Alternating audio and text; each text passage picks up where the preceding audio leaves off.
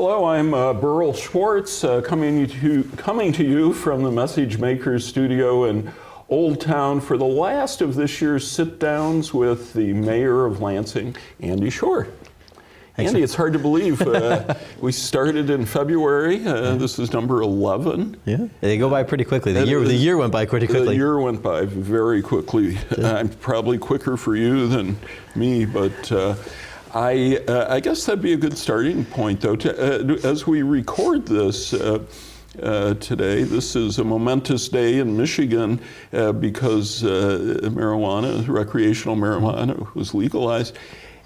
You know, there are no parties in the street. No. It's kind of an interesting phenomena that a state can legalize marijuana and people aren't marching against it or having parties to enjoy it. People are, they saw the campaigns and the ads, and they voted, and they knew they knew it was coming. It's just kind of the next step. Mm-hmm. I think people think of it as the next step. I think you'll see more complaints and things as time goes on. People who don't like it, who don't want it, in their neighborhood. People who do like it and who are using it. I think we'll see more attention as time comes. But for day one, I don't know that people realize that this is day one, and they can go out and do certain things. Maybe they're lighting it up at home. I don't know. Maybe, but when California did it, when Colorado did it, it was people were in the streets. Of course, as long as we're on that topic, now you've made the city has made some progress in getting people licensed. You've got 10 places licensed. You can license another 10 this year. Mm-hmm. Do you think that'll get done by the end of the year? I do. I'm very hopeful. It's the clerk's office. As we've talked about in the past, they're going through the proper procedure, the 30 days to appeal for those who don't get them, the commission, going through the commission and going through all the due process to make sure that everyone has their due process rights, and then as soon as that all finalizes, they can issue the next batch. Mm-hmm. So I'm fairly confident that by the end of the year, we'll be able to issue the next 10. The clerk has already started on the process for the second round of 5, which he had to do under the ordinance.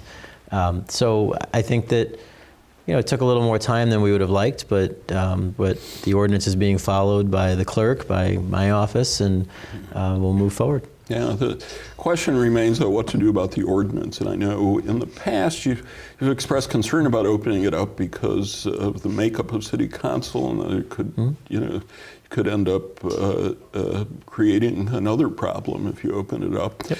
But the election, people in Lansing voted overwhelmingly for legalizing marijuana. They did. And I know Councilwoman Washington seems to have overcome her objections to marijuana in the wake of, I think, a 75% vote in favor of it in the first ward. Are you still concerned about opening it up to reform it? I think there are changes that need to be made within the ordinance. And we have looked at the recreational. I think with recreational offers us up a chance to re-review that ordinance. I am doing that as we speak. We have our legal doing that right now.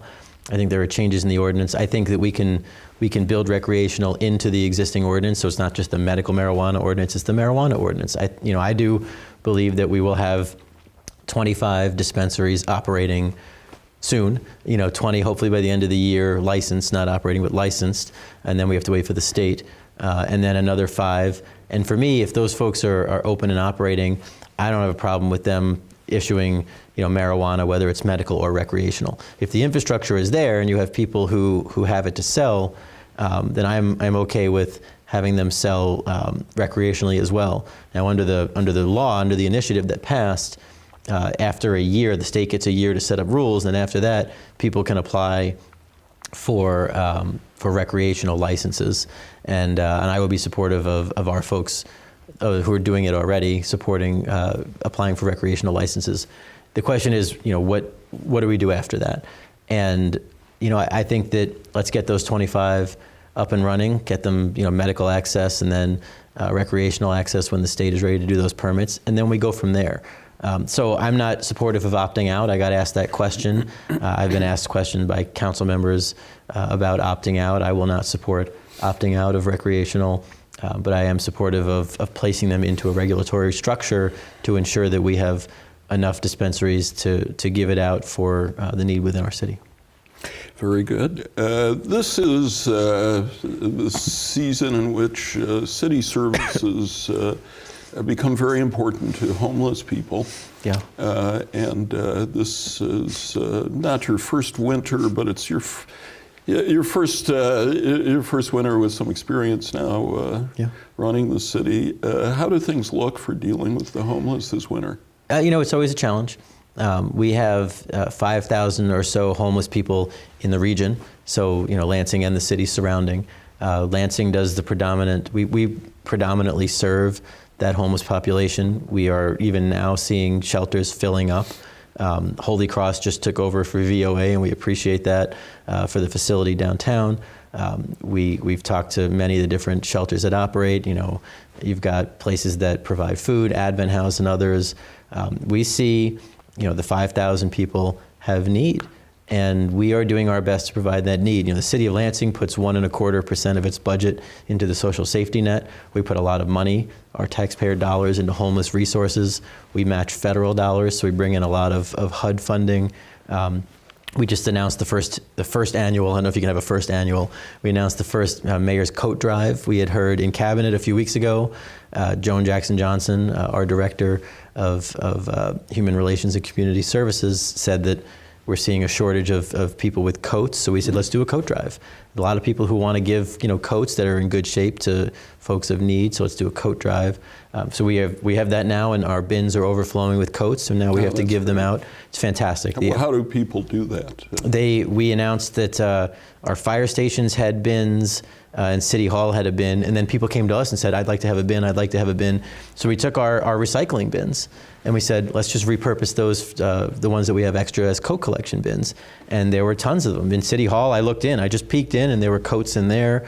So we put that out, and a lot of groups are sharing it. We've seen I got tagged by a lot of groups on Facebook who are sharing it, thankful for the city for doing a coat drive.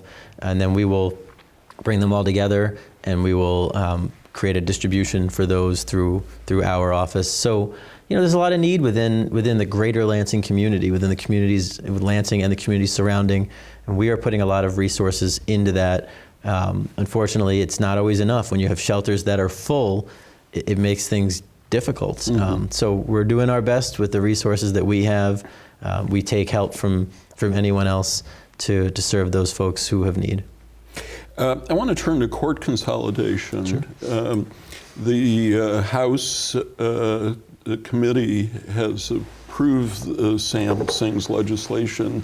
We're in lame duck. It may or may not get out this year. The House passed it. The House has passed it. Yeah, the House of Representatives passed it. Now we need the Senate. Correct. Okay. So, someone though raised an interesting question, which is why are we? Why do legislation first? Why not get the plan together and then go to the legislature and say, here's what we want to do? Well, in my mind, I don't want to go through all of the work and negotiations and discussions to get something together and have the legislature say they're not interested. I want to know that the state is willing to, is interested. They want us to be able to do this. So we're pretty much saying, let's pass a bill that says that when the cities and the county come together, whatever they do, it's allowable. Mm-hmm. So we, in essence, are seeking permission from the state first before putting any more significant resources in. We all got together and said, are we interested in doing this? The county said yes, the city of Lansing said yes, the city of East Lansing said yes. We got a report from the judges on the cost savings and the costs of consolidation. And so we kind of collected all the information. Now we said, let's start figuring out how to make this happen.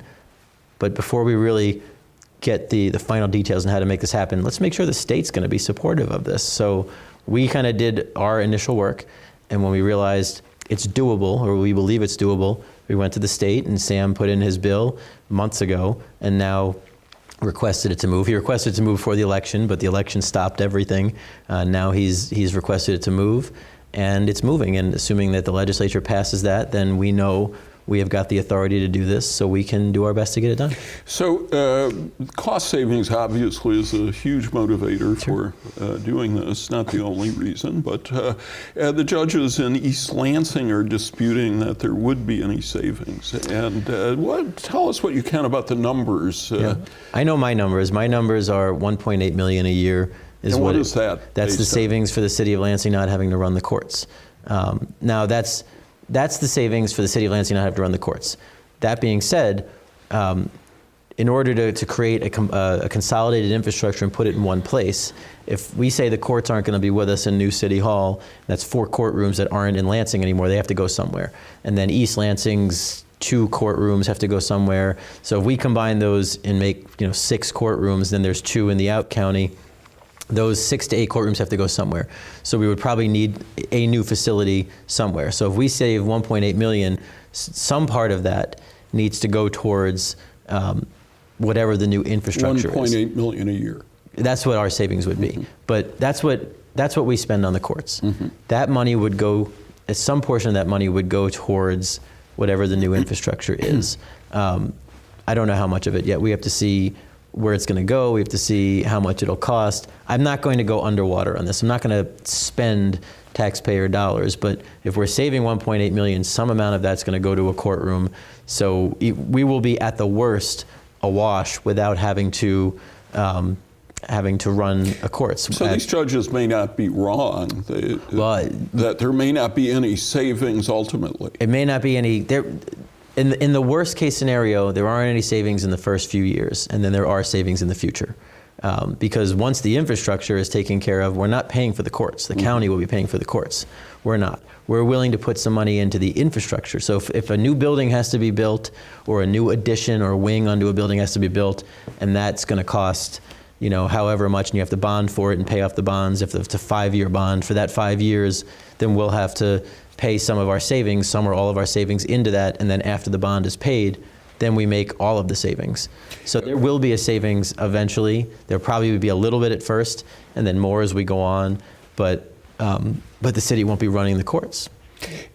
But there's a savings for the city, but it's really being passed along to the county. Well, in the county, again, there will be efficiencies as they move forward. The bill, in essence, it talks about the details of the bill. There'll be, I assume there'll be consolidations. There'll be efficiencies as people retire. There'll be positions that are not filled and things like that. This is what we saw with 911. This is what we saw with the zoo. When we consolidated 911, it was efficiencies over a period of time, because when you put everything together in one space, you don't have the same 2 people doing HR. You don't have the same 2 people, doing whatever the duplicative services are. You come together. You don't necessarily need both those jobs. When one of them retires, you don't fill that job. We saw the savings over time with 911. We saw the savings over time with the zoo, although there was a millage involved with that. There's no millage involved with court consolidation. So there will be a savings over time. I don't know East Lansing's numbers, but so you'd have to talk to some of their officials. But for us, if we are not managing a court, it's $1.8 million. Again, some part of that will go into the infrastructure, but the operations will be the county's responsibility, and the county believes that there will be efficiencies that will not lead to a cost. Again, that's the conversation for them. For us, it's $1.8 million at some point, and then some portion of that until that point. So if I remember correctly, the legislation gives you approximately 11 months, or sometime in late fall of next year, for all 3 governments to come together. Any reason, any concerns about that actually happening at this point? Yeah, it's not guaranteed to happen. There are always things that can throw a wrench in the works, and if the legislation passes and we don't come together, then really no harm, no foul. We just keep moving forward. For us, we want to make a decision on City Hall, and we're working on it. And knowing whether the courts will be with us or not in the new City Hall is a very important piece of that puzzle, which we've talked about before. I have to know if we have to plan for space for 6 courtrooms or not, or for our courtrooms, for 4 courtrooms or not. And 6, for 6 courtrooms, sorry. do you think this will come together well before the deadline, or I don't know. Yeah. I don't know. So City Hall will remain basically a question mark? Not necessarily. We're getting to the point right now where, because court consolidation is still up in the air, we may just have to plan for a new City Hall with the courts. And then if the court consolidation happened, then we would remove that space. I mean, if it's 11 months to decide, we can look at trying to make a decision on City Hall, and then, before the construction actually starts, if we have to change the plans, we'll change the plans. It is more difficult because, for space considerations, having that extra space is difficult to plan for. So we're still navigating that. I'm more willing to look at trying to make some decisions now, but I have to look at all the pieces to the puzzle, and the space considerations is a big one. I wouldn't say it's going to push City Hall 11 months. I'd still like to try and get that done sooner. Any new developments regarding City Hall? Not yet. We're working on it. Nothing that is to a point where we're ready to announce, because it's just not solidified. But again, it's the same thing I told you previously. We'd still like to retain the Beitler proposal for Old City Hall, and we're looking at all options to see what is affordable, what hits the price tag based on the sale of Old City Hall and the tax increment we can gain off of that.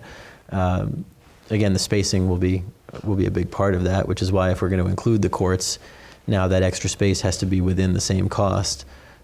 So we're looking at all options.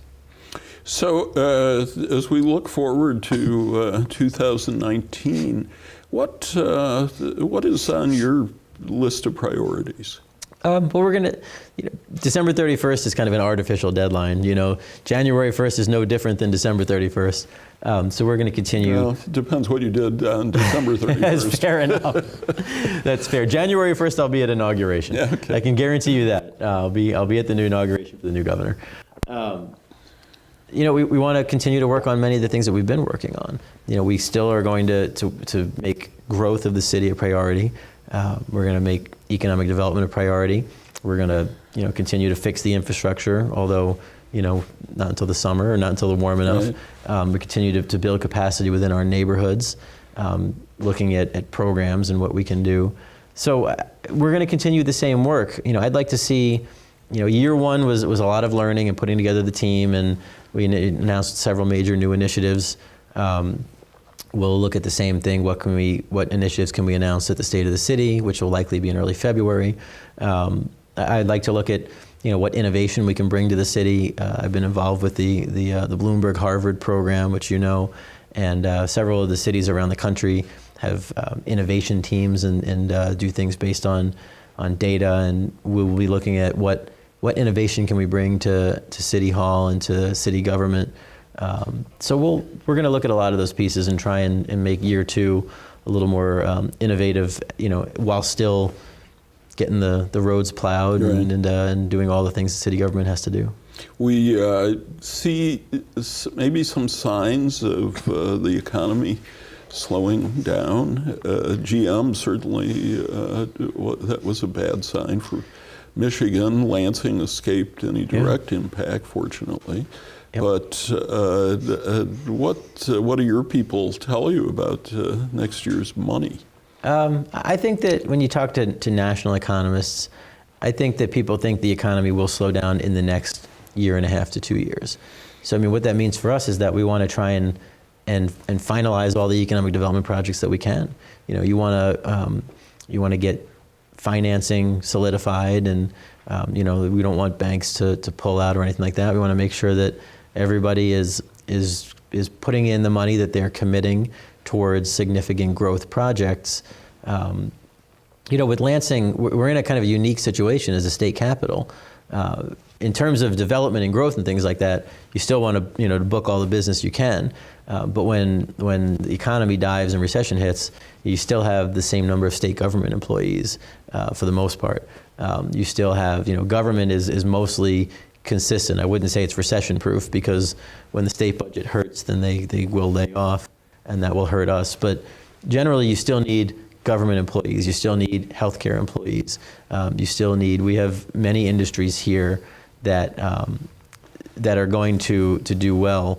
But I'm always nervous about the economy going down, and you look at property tax collection, you look at income tax collection, and things that our budget is based on. We see what happened at the Great Recession and the effects. So we keep an eye on it, but we're not going to slow down in anticipation. We're going to keep going and keep an eye on it. We've got big projects that ground hasn't broken yet, but how are things going as far as the Pat Gillespie's hotel and grocery store project, and then of course Red Cedar? Yeah, the Gillespie project seems to be going really well.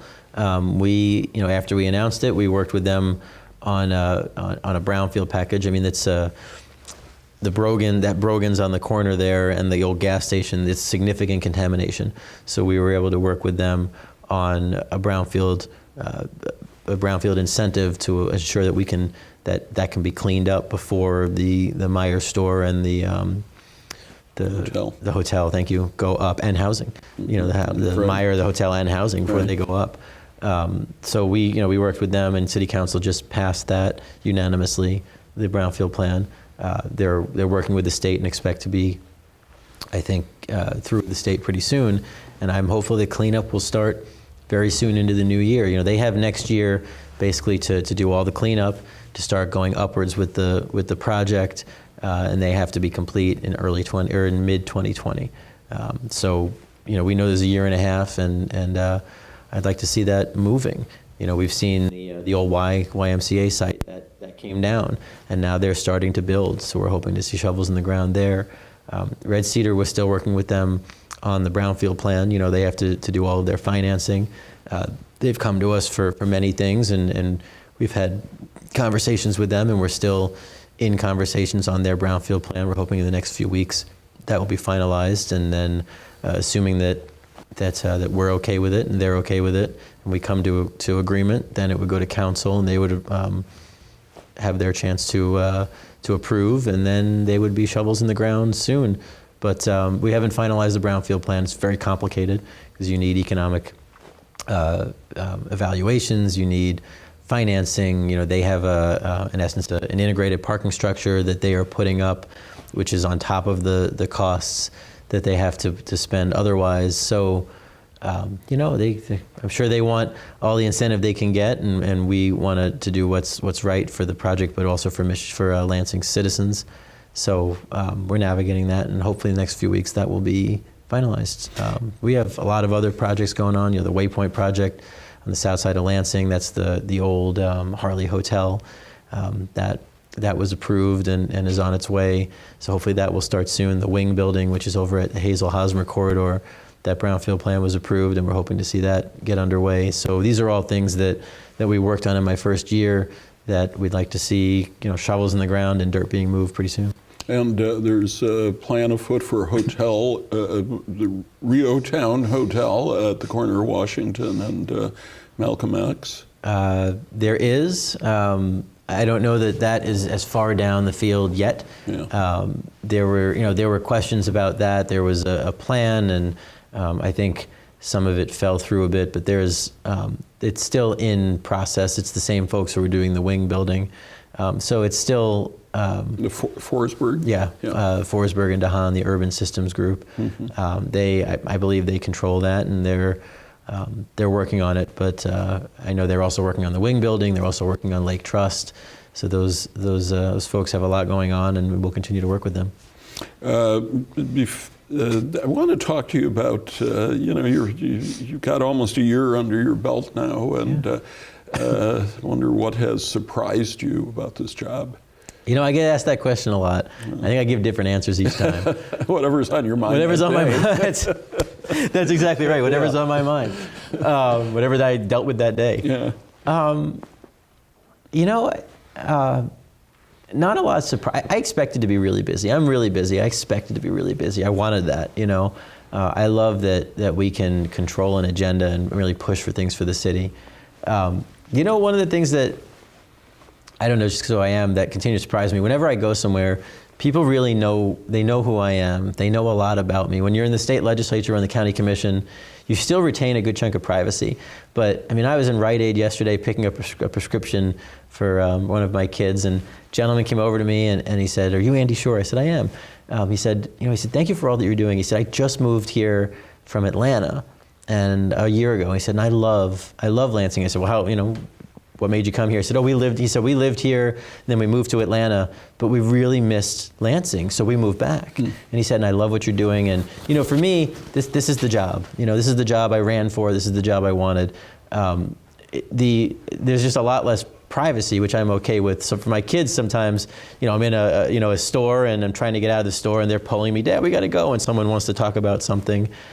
So that has been, I'd say it's just been a little bit of a surprise. It's not even a challenge. It's just a surprise, but it's a good surprise because it's usually, most of the time, it's people who are so excited about Lansing and they want to tell me. Yeah. We are so appreciative you're our mayor and we love Lansing because, I love Lansing. This guy said, "I love Lansing because I live in Colonial Village. I can come here to Value Land or the Rite Aid. I can get what I want. I can go downtown. I can go to, Delta Township or East Lansing if I want." He said, "But I love living here in Lansing. I get the same thing everywhere I go. People on the east side, people on the west. I love living in the west side because of the diversity and because of, I get people who love living in the south side for whatever reason."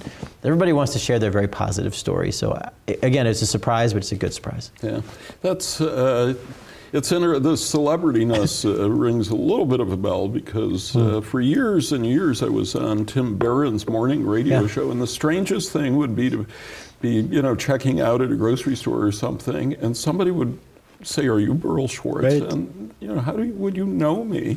They recognize the voice. Yep, I believe that. I don't get it. It's funny. I don't get it with the voice. I get it with the picture. But I'm sure you get it all the time. I did. Yeah, it is. I was at a dry cleaner the other day and picking up my dry cleaning, and a woman was like, "Oh my God, you're the mayor. Can I get a picture?" I was like, "Absolutely. I'm happy to." I said, "But I'm just like you. I'm picking up my dry cleaning. I have to get things dry cleaned also." So it's. Do you find you have to be more careful? I'm reminded of asking once upon a time when Tony Benavides was mayor. I said, "What's your favorite Mexican restaurant?" And he didn't pause. He told me, and I thought, do you have to be careful about that? You do have to be careful. I want to be careful because we try and go to all the restaurants. We try and now you patronize near where you work and where you live. So I really love baking cakes on the very south side, but I may not get there as much. Yeah. And I love other bakeries too. So I just called out one, so I'll get in trouble for only calling that one out. But again, you go near where you are, and that's just life. But we try and get to all the the different restaurants. And all the bars and restaurants and things, whenever we can. We like to go to different places. I have a lot of breakfasts with people. So my kids go to school on the south side, so I end out at Athena's a lot. But I try to go to Soup Spoon, and I try and go downtown to several other places downtown. And so we try and spread it around. And people ask me about favorites, and I don't really have favorites. I love restaurants that are in Lansing, that are operating in Lansing, paying taxes, and bringing people to my city. So we'll patronize all of them. This being the holiday season, it's the retail season, and downtown is great for lunch and better for dinner than it had been for a long, long time. But shopping downtown is still a challenge. Any thoughts about some sort of initiative on that front, and how feasible is it even? I don't know. I mean, I'd love to. I'd love to have more retail, in the downtown area, and I think we have some. You can buy flowers. You can get stuff from a drugstore. I think my big expense is I bought my son a PlayStation, which is not cheap, not cheap. We bought him a PlayStation. I couldn't go. There's no electronics store I could go to right in the downtown to buy a $300 PlayStation. Right. So I think that there is feasibility for some things that you see in a core downtown area. There's not feasibility for a big box. We're not going to get Best Buy coming in on Washington Square. It's just not. That's not what's happening there. I would like to see more retail, but again, it's challenging for the specialty. Kozaczek's does pretty well. I love Kozaczek's. I'm wearing a Kozaczek suit. But I think there's only certain specialty retail that thrives in that atmosphere. We want to get everything we can. And then the other issue is we will see more as we build capacity. So, we've seen some housing come in. You see Marketplace, you see the Arba, you see people who are living downtown, but we're building capacity. There's a great downtown neighborhood, that, people who live in this kind of stick-built housing, but we've got the old Y site where we're going to have 135 new units. When this Lake Trust piece gets done, there's going to be housing there. We're looking at Oliver Towers. That's going to have housing. When you see more people living in the downtown, then you see a lot more of even the specialty stores come in. We pushed Schuler's really hard to come to Lansing, and they've really looked at it. Did they? Oh yeah, we met with them several times. They came in, they looked at some spaces, but at the end they said, they honestly, what they said was, they're in Grand Rapids and they don't do as well as they thought they would in Grand Rapids, and they're not sure that Lansing has the capacity. Downtown Grand Rapids, Yep. Well, I know they were concerned about what is going to get people there at night. Yeah. And, the restaurants are open, but... it wasn't wholly at night. It was some of that at night, but it was more, what's the number of people going through the doors every year? For them, it was, you spend $20 or less when you come in and get a book, or if you have a scone or whatever. It's the smaller purchases, so you need more people rolling through. So what's the capacity? And we're building that capacity. I think. And the Meyer decision obviously is, says you're headed in the right direction. It'll be huge. We want to build capacity for the housing. The Meyer with the hotel and the housing. We're looking very hard at a performing arts center that we want to bring in. All of that builds capacity, and that will bring some of the smaller specialty retail, I think. Your predecessor, Mayor Bernero, really didn't care much for Lansing Township, and that seemed to stem from the Eastwood development, because he said that is hurting us. That's taking money out of our pockets, and possibly stores, because if you look at admittedly smaller communities, but like Holland has well-known chain stores downtown. They do. What's your feeling? Does it matter anymore? I guess the ship has sailed, but on Eastwood, as far as the city's relationship with Lansing Township, I think we have a very good relationship with Lansing Township. I have had lunch with Supervisor Hayes, with DeAndre Hayes, not 2-3 weeks ago.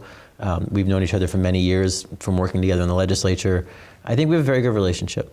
When we came in, we were able to finalize the Waverly golf course sale, and that's it's going to be property that a developer bought. We sold to the developer. It's in the township. They'll have stuff coming in the township that will probably benefit both communities. There'll be people who will definitely patronize businesses in Lansing, and it'll be a benefit for us for income tax and other things. They'll have people living in their township. I think we are working closely together for the benefit of both of our communities and the region. And it's one of the things I said I would do when I came in, was leverage relationships with the township, relationships with the state, relationships with neighboring communities. Again, core consolidation is a good example. So we have a good relationship. I mean, there are always going to be things we disagree on. I just provided a letter. They're applying for a grant to help out some of their parks, and they have kind of a river trail, and we'd like to see that eventually connect to Lansing's River Trail and have this trail go from Lansing through the township into Delta Township someday. And she talked to me about that and said, this is what we're doing, and we think eventually we'll hook up with Lansing. Would you mind providing a letter of support? And I said, absolutely. So I provided a letter of support on behalf of one of their projects. We're looking at other places that we can partner. So I think it's the relationship right now is in a good place. The Congresswoman-elect Slotkin is coming to Lansing. Has she shared with you where that office is going to be? She's still deciding. Yeah. I think that there are a variety of options, and they're assessing all their options. We have some federal buildings, and I think Congress people are allowed to have space in federal buildings, so she's trying to navigate kind of the best location, but she's definitely coming here. She's already talked to me about where would there be space, and she's very sensitive to taxpayer dollars and affordability, but she is most definitely going to have, she made that campaign promise, she's going to have an office in Lansing. I know that they're looking at staff and things like that. So it is going to happen, and she is working hard on it. I think Alyssa Slotkin is going to be a fantastic member of Congress for the 8th Congressional District, for Lansing, especially going in and being in the majority, having experience, being former military. I am extremely excited for what she can do for our city and our region. And the 8th district, of course, she overcame the what people say was a gerrymandered district in favor of Republicans. But now we have Proposal 2, and do you foresee the 8th district changing in the 2020 or 2021? I could see it. I think I've always thought that the 8th district was going to change at some point. I mean, when it was Congressman Bishop, he was from northern Oakland County. We always thought he wanted to keep some of that. He wanted to change that dynamic so that he could be closer to home and have a district that was more closer to Oakland County. Mm-hmm. I think so. I think that, I guess I don't know. A lot of it is going to depend on if we lose a member of Congress or not through the census. If we lose another member of Congress, then all the districts have to change because they all have to get bigger. So I don't know. We could very easily combine with Eaton County. We could combine with Clinton County. Both have different Congress people. We could, I think ideally we'd have a kind of a tri-county region here with Ingham, Clinton, and Eaton, maybe going into Livingston, maybe going into Jackson. But I don't know, because the borders will all change when the numbers change if we lose a member of Congress. Now, I'm hopeful we don't. I'm hopeful we stay with our same number, but I don't know if that's real. What difference does it make to the city of Lansing that come January 1st, we'll have a Democratic member of Congress representing the 8th district? I don't know the answer to that. I mean, I think I was able to work very well with Congressman Bishop. He helped us out with a few things that were Lansing specific in Congress. And I will work very well with Congresswoman Slotkin. I think it's the first time I've said that. Congresswoman Slotkin. We will work very well together.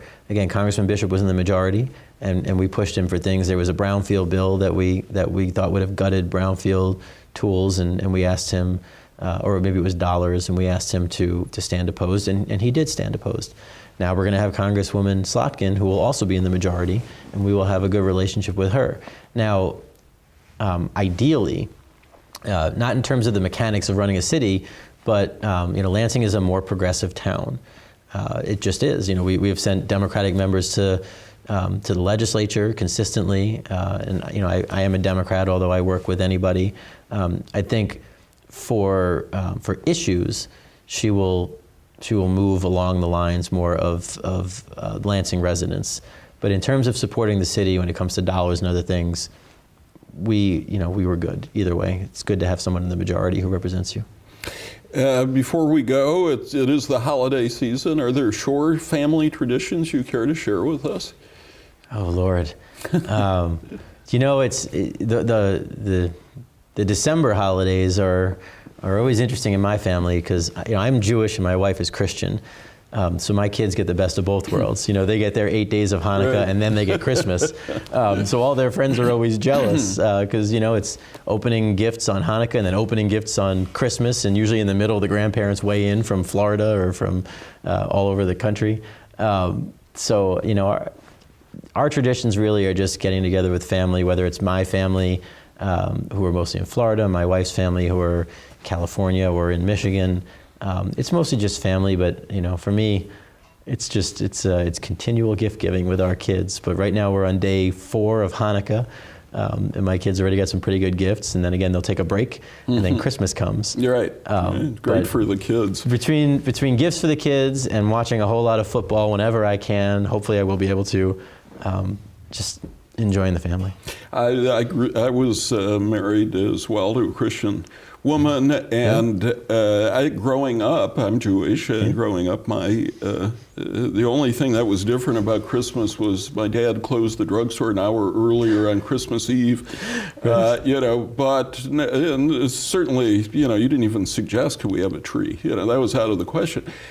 As grandparents, trees, anything to get those kids to Florida. Right, right. So, well, I wish you the best of both holidays, and I look forward to seeing you in the new year. Thanks, Berl. I appreciate it. You too. Thank you, and thanks for watching. We will, I believe, our option will be renewed. We'll be back in January with another interview. Again, from Message Makers, on behalf of City Pulse, I'm Berl Schwartz.